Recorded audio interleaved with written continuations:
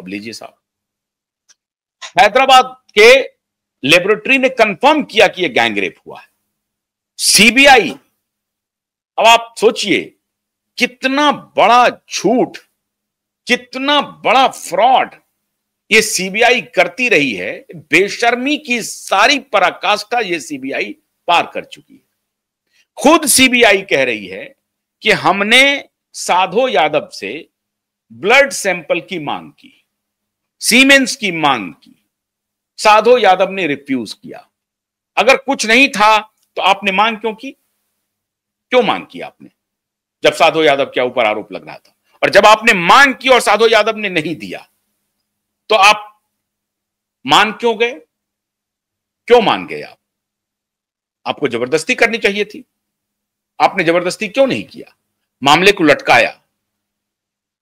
आपने खुद साधो यादव से मांग की थी उस वक्त ब्लड सैंपल की। साधो यादव ने ब्लड सैंपल नहीं दिया मैच करने के लिए। नहीं देने के बाद सीबीआई ने मांगना भी उचित नहीं समझा और वाजपेयी की सरकार बदल गई, केंद्र में मनमोहन सिंह की सरकार आ गई, लालू यादव रेल मंत्री बन गए और उसके बाद सीबीआई ने क्लोजर रिपोर्ट फाइल कर दी। बेशर्मी की पराकाष्ठा। और उसमें कह दिया कि कार्बन मोनोऑक्साइड के इनहेल करने से दोनों की जान चली गई। कार में दोनों एसी चला करके बैठे हुए थे।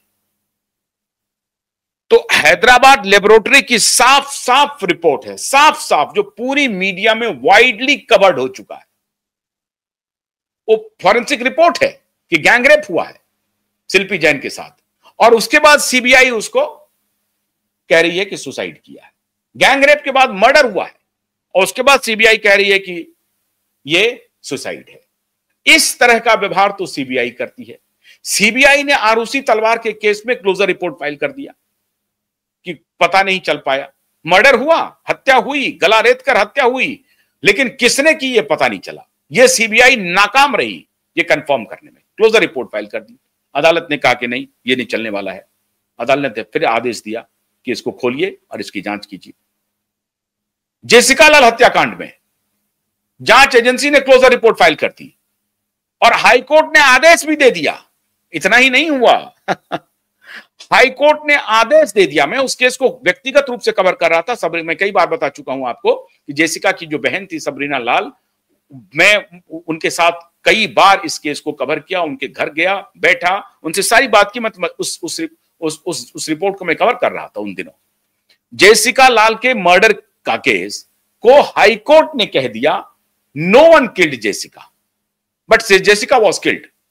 हाईकोर्ट ने, जांच एजेंसी ने तो अपनी रिपोर्ट भी दे दी और हाईकोर्ट ने भी कह दिया कि ठीक है, कोई एविडेंस हमारे पास नहीं है, साक्ष्यों के आधार पर हम आरोपी को बरी करते हैं और कुछ नहीं कह सकते हैं कि जेसिका की हत्या किसने की। बवाल मचा, मीडिया में बवाल मचा और हाईकोर्ट के फैसले पर यही बैनर खबर थी, no one killed Jessica, high court. ये बैनर खबर लगी उस दूसरे दिन के अखबार के सारे हेडलाइंस, सारे अखबारों पे। फिर बाद में हाई तौबा मचने के बाद सुप्रीम कोर्ट ने इंटरवीन किया, सुओ मोटो लिया और केस को रीओपन किया और फिर जाकर के जो आरोपी हैं वो गिरफ्तार हुए, आज भी जेल में है। पैरोल पर जाते आते रहते हैं बाहर, वो अलग विषय है, लेकिन जेल में है। वही जांच एजेंसी, वही सुप्रीम कोर्ट का इंटरवेंशन, फिर से जांच हुई, आरोपी पकड़ाए, गिरफ्तार हुए, जेल की हवा खा रहे हैं। लेकिन शिल्पी जैन के केस में लेबोरेटरी ने कह दिया कि गैंगरेप हो गया, सीबीआई ने कह दिया कार्बन मोनोऑक्साइड से जांच हो गई। गैंगरेप के बाद मर्डर है, लेकिन सीबीआई ने कह दिया कि कार्बन मोनोऑक्साइड से जान चली गई और ये लोग अपने ही खुद अवैध संबंध बना रहे थे। ये है सीबीआई। तो सीबीआई के परखचे उड़ जाने हैं। इसीलिए मैं ये कह रहा हूं कि इंटरवेंशन जिस दिन फाइल हुआ, जिस दिन उनका प्रोटेस्ट पिटीशन लगा, सीबीआई का झूठ एक एक करके बेनकाब होगा। और जब तक हम लोग हैं, आप मान के चलिए कि सीबीआई को हम लोग छोड़ने वाले नहीं हैं। तो ये बड़ी अच्छी खबर है कि सुशांत के परिवार वालों ने कहा है कि हम प्रोटेस्ट पिटीशन फाइल करेंगे।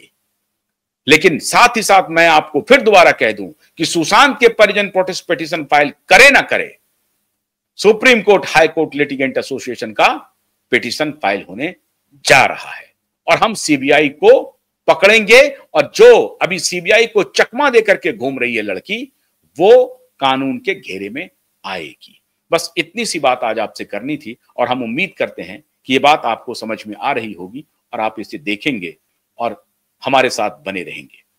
आप हमें लगातार सपोर्ट कर रहे हैं। आपकी हौसला अफजाई से हमारा हौसला लगातार बढ़ते जा रहा है।